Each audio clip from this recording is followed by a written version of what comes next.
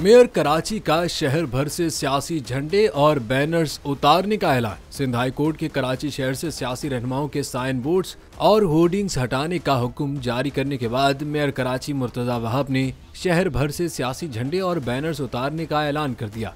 Mayor Karachi Murtaza Wahab का कहना था कि झंडों से सियासत नहीं होती, पूरे शहर में उनकी कोई तस्वीर नहीं है। पूरे शहर में कुर्सी, पतंग और तराजू नजर आ रहा है। जबकि सिंध हाई कोर्ट में अवामी मकामात पर बिलबोर्ड्स और होर्डिंग्स लगाने पर पाबंदी के केस की समाअत हुई, जिसमें अदालत ने वकुला से मुकालमा करते हुए कहा कि ये महज़िब लोगों का शहर है या जंगल।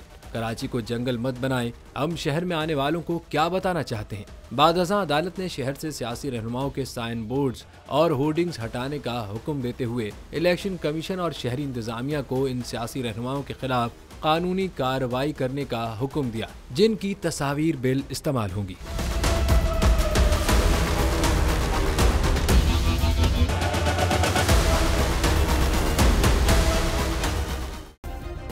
सब्सक्राइब करें और बेल दबाएं ताकि कोई खबर रह न जाए।